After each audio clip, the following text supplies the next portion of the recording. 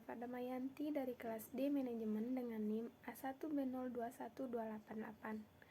Pada kesempatan kali ini, kita akan membahas tentang wudhu dan sholat, yaitu tentang syarat wudhu, rukun wudhu, dan hal-hal yang membatalkan wudhu, serta tentang syarat sholat, rukun sholat, dan hal-hal yang membatalkan sholat, di mana kita akan mengkaji tentang 4 mazhab yang ada, yaitu mazhab Hanafi, mazhab Maliki, mazhab Syafi'i, dan mazhab Hambali.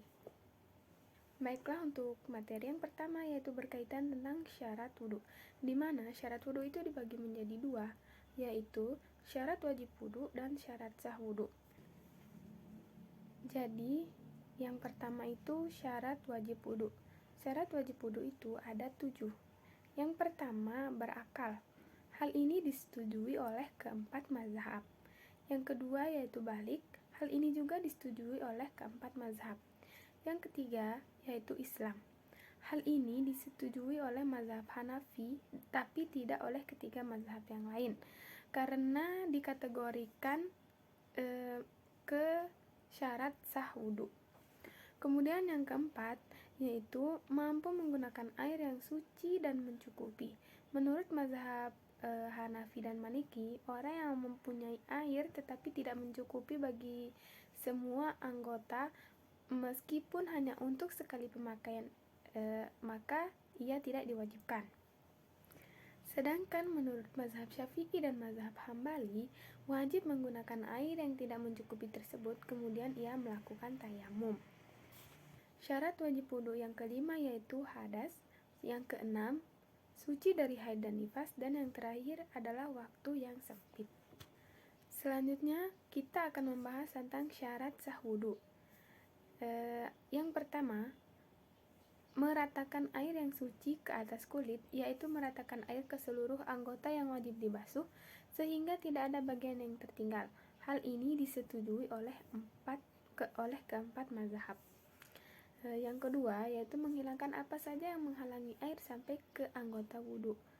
Hal ini juga disetujui oleh keempat mazhab. Yang ketiga, tidak terdapat perkara yang membatalkan wudhu. Hal ini juga disetujui oleh keempat mazhab. Kemudian yang keempat yaitu masuk waktu untuk tayamum. Hal ini tidak terdapat dalam mazhab Hanafi, tetapi terdapat pada ketiga mazhab yang lainnya. Kemudian yang selanjutnya yaitu tentang rukun wudhu menurut 4 mazhab. Keempat mazhab memiliki rukun wudhu yang berbeda, yaitu mazhab Hanafi memiliki 4 rukun wudhu, mazhab Maliki memiliki 7 rukun wudhu, mazhab Syafi'i memiliki 6 rukun wudhu, dan mazhab Hambali memiliki 7 rukun wudhu. Yang pertama, menurut Imam Hanafi ada 4 rukun wudhu yang ada, yaitu membasuh wajah, membasuh tangan, membasuh kepala, dan membasuh kaki. Kemudian yang kedua yaitu menurut mazhab Maliki ada 7 rukun wudhu, yaitu dengan menambah niat, adab, dan muamalat. Yang ketiga menurut mazhab Syafi'i ada 6 rukun wudhu, yaitu niat, membasuh wajah, membasuh tangan, membasuh kepala, membasuh kaki, dan tertib. Kemudian yang terakhir yaitu menurut mazhab Hambali ada 7 rukun wudhu, yaitu niat, membasuh wajah, membasuh tangan, membasuh kepala, membasuh kaki, tertib, dan muamalat. Maksudnya muamalat itu adalah terus-menerus atau berkesinambungan. Kemudian selanjutnya yaitu hal-hal yang membatalkan wudhu. Hal-hal yang membatalkan wudhu itu diantaranya yang pertama, keluarnya sesuatu lewat 2 lubang kubul atau dubur. Hal ini disetujui oleh 4 mazhab. Kemudian yang kedua, tidur yang bukan posisi tamakun. Hal ini juga disetujui oleh keempat mazhab yang ada. Kemudian yang ketiga yaitu hilang akal karena mabuk, tidur, atau sakit. Hal ini pun disetujui oleh keempat mazhab. Kemudian yang keempat, menyentuh kemaluan dengan telapak tangan. Hal ini tidak disetujui oleh mazhab Hanafi, tetapi disetujui oleh ketiga mazhab yang lainnya. Kemudian yang kelima, menyentuh kulit lawan jenis yang bukan mahram. Hal ini tidak disetujui oleh mazhab Hanafi, tetapi disetujui oleh mazhab yang lainnya juga. Kemudian yang keenam yaitu keluarnya sesuatu dari badan. Hal ini juga hanya disetujui oleh mazhab Hanafi, tidak dengan ketiga mazhab yang lain. Pertama, tentang syarat sholat, di mana syarat sholat yang ini disetujui oleh keempat mazhab yang ada, yaitu yang pertama, suci tempat sholatnya, yang kedua, menutup aurat dari pandangan, yang ketiga, suci pakaian, yang keempat, suci dari hadas, yang kelima, suci badan dan dari najis, yang keenam, mengetahui masuknya waktu sholat, dan yang ketujuh yaitu menghadap kiblat. Selanjutnya yaitu tentang beberapa rukun sholat yang disetujui oleh keempat mazhab, yaitu mazhab Hanafi ada 6. Yang pertama, takbiratul ihram, berdiri, membaca Al-Fatihah, ruku, sujud, duduk, dan tasyahud akhir. Yang kedua, menurut mazhab Maliki dan Syafi'i ada 13, yaitu niat, takbiratul ihram, berdiri, membaca Al-Fatihah, ruku, i'tidal atau bangun dari ruku, sujud, duduk di antara dua sujud, duduk tasyahud akhir, membaca tasyahud akhir, membaca salawat Nabi, dan tertib. Kemudian yang ketiga, menurut mazhab Hambali ada 13 juga, yaitu takbiratul ihram, berdiri, membaca Al-Fatihah, ruku, i'tidal atau bangun dari ruku, sujud, duduk di antara dua sujud, duduk tasyahud akhir, membaca tasyahud akhir, membaca salawat Nabi, salam, tertib, dan tumakninah. Kemudian kita ke pembahasan yang terakhir, yaitu tentang hal yang membatalkan sholat. Hal yang membatalkan sholat menurut mazhab Hanafi yaitu yang pertama, berbicara dengan sengaja, lupa, tidak tahu hukumnya atau karena keliru. Kemudian yang kedua, membaca doa yang mirip dengan perkataan manusia. Yang ketiga, banyak bergerak. Kemudian yang keempat, memalingkan dada dari kiblat. Yang kelima, makan dan minum. Yang keenam, berdehem tanpa alasan. Yang ketujuh yaitu menggerutu. Kemudian yang kedelapan, merintih, mengaduh atau menangis dengan suara yang keras. Yang kesembilan, membalas ucapan orang yang bersin. Yang ke-10, mengucapkan kalimat innalillah ketika mendengar kabar buruk. Kemudian yang ke-11, mengucap kalimat alhamdulillah ketika mendengar kabar baik. Kemudian yang ke-12, mengucapkan kalimat subhanallah atau la ilaha illallah ketika heran. Yang ke-13, orang yang sholat dengan bertayamum lalu mendapati air. Yang ke-14, terbit matahari ketika sedang sholat subuh. Yang ke-15, matahari tergelincir ketika sedang mengerjakan sholat id. Yang ke-16, jatuhnya pembalut luka yang belum sembuh. Yang ke-17 atau yang terakhir yaitu berhadas dengan sengaja. Jika didahului oleh hadas dengan tidak sengaja, maka tidak membatalkan sholat, namun harus berwudu dan meneruskan sholatnya.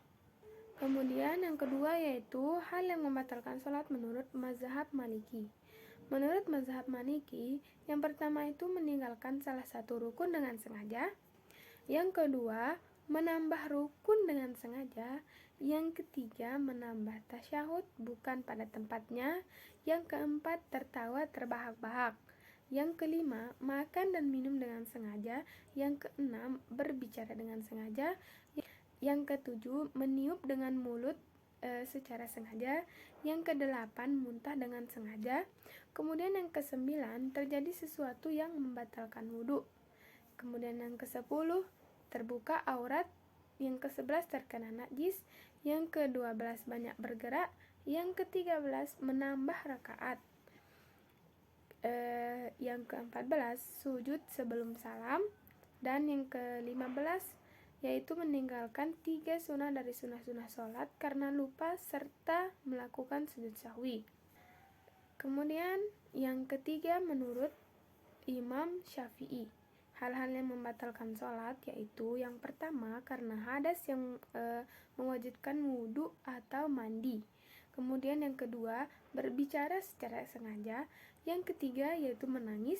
Yang keempat, merintih dalam sebagian keadaan. Kemudian yang kelima, banyak bergerak. Yang keenam, ragu-ragu dalam niat. Yang ketujuh, bimbang dalam memutuskan sholat namun tetap meneruskannya. Yang kedelapan, menukar niat satu sholat fardu dengan sholat fardu yang lain. Menukar niat dengan sholat sunnah itu dibolehkan jika ia bermaksud untuk menunaikan sholat fardu secara berjamaah. Kemudian yang kesembilan, terbuka aurat sedang ia mampu menutupnya. Yang ke-10, tidak menutup aurat padahal ia memiliki pakaian. Yang ke-11, kena najis yang tidak dimaafkan kalau tidak segera dibuang. Kemudian yang ke-12, mengulang-ulang takbiratul ihram. Kemudian yang ke-13, meninggalkan rukun secara sengaja. Yang ke-14, mengikuti imam yang tidak patut diikuti karena kekufuran atau sebab lainnya. Yang ke-15, menambah rukun secara sengaja. Yang ke-16, makan atau minum. Yang ke-17, berpaling dari kiblat dengan dadanya. Kemudian yang 18 atau yang terakhir yaitu mendahulukan rukun fi'li dari yang lainnya. Kemudian hal yang membatalkan sholat menurut Imam Hambali yaitu yang pertama, banyak bergerak. Yang kedua, kena najis yang tidak dimaafkan. Yang ketiga, membelakangi kiblat. Yang keempat, terjadi sesuatu yang membatalkan wudhu. Yang kelima, sengaja membuka aurat. Kemudian yang keenam, bersandar dengan kuat tanpa alasan. Yang ketujuh, menambah rukun dengan sengaja. Yang kedelapan, mendahului sebagian rukun dengan rukun lainnya dengan sengaja. Yang kesembilan, keliru dalam bacaan yang merubah arti dari bacaan itu padahal ia mampu memperbaikinya. Kemudian yang ke-10, berniat memutuskan sholat atau bimbang dalam hal itu. Kemudian yang ke-11, ragu-ragu dalam takbiratul ihram. Yang ke-12, tertawa terbahak-bahak. Yang ke-13, berbicara baik sengaja maupun tidak disengaja. Kemudian yang ke-14, makmum memberi salam dengan sengaja mendahului imam. Yang ke-15, makan atau minum. Yang ke-16, berdehem tanpa alasan. Yang ke-17, meniup dengan mulut jika keluar suara minimum 2 huruf. Kemudian yang terakhir yaitu menangis bukan karena takut kepada Allah Ta'ala. Sekian pembahasan kita pada kali ini tentang syarat wudhu, rukun wudhu, serta hal-hal yang membatalkan wudhu, dan syarat sholat, rukun sholat, dan hal-hal yang membatalkan sholat menurut 4 mazhab, yaitu menurut mazhab Hanafi, mazhab Maliki, mazhab Syafi'i, dan mazhab Hambali. Semoga pembahasan ini dapat memberikan manfaat untuk kita semua. Sekian, terima kasih dan mohon maaf jika ada kesalahan, karena yang memiliki kesempurnaan itu hanyalah Allah Subhanahu wa Ta'ala. Wabillahi taufiq wal hidayah. Wassalamualaikum warahmatullahi wabarakatuh.